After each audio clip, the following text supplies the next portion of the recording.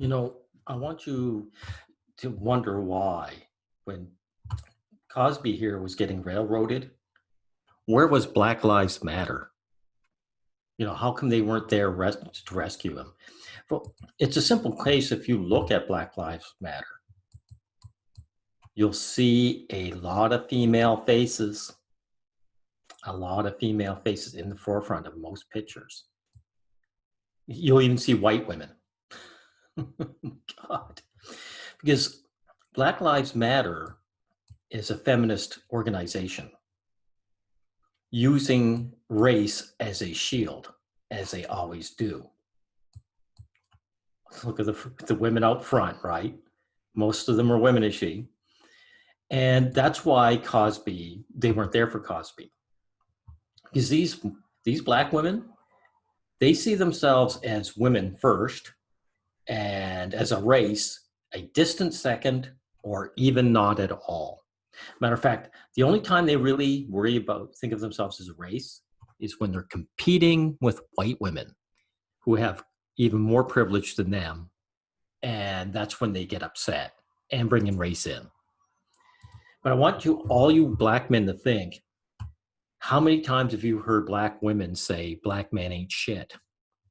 Right? So what makes you think that Black Lives Matter is going to have your back? And this is another thing about Cosby.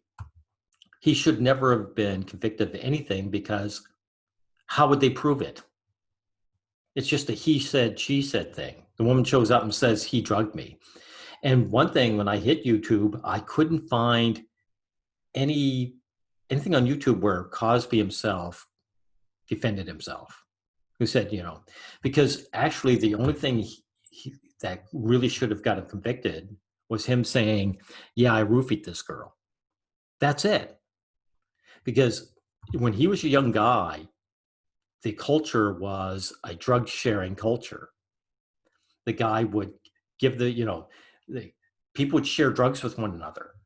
So most likely any of these women who said he drugged me, he offered them drugs and said, these are drugs.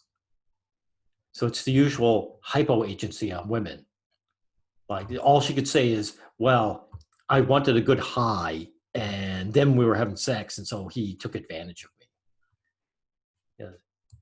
It's still willingness, right? It's taking all the willingness out of it. So it's hyper agency on the man and hypo agency on the woman. And like I say, Cosby was railroaded. And like I say, there's nothing. I gotta admit though, like, he does fit this standard where in this one, Bill Cosby, The Life and Downfall of an Icon, he does show how Cosby went on a rant about, black men being poor. Let's see what they had to say. I better just play it a bit and see what he had to say. Education, Bill Cosby blamed black parents for their children's poor behavior, and he went on a 20-minute rant lecturing and talking down to African Americans who were living in poverty. He said that if it were not for their laziness and irresponsibility, then white people would have more respect for African.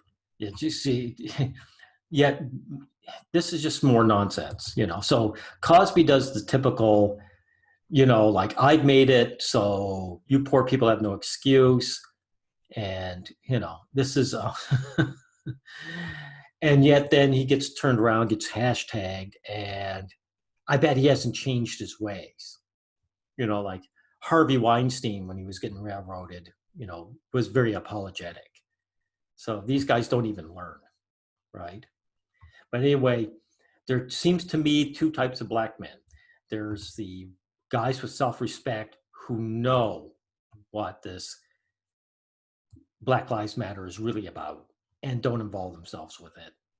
And then there's the guys without self-respect who will get in this group and think these black women are on their side and think they're going to be there for them when they need them.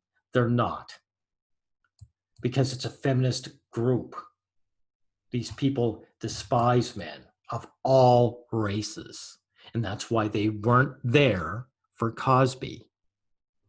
Thank you, everyone.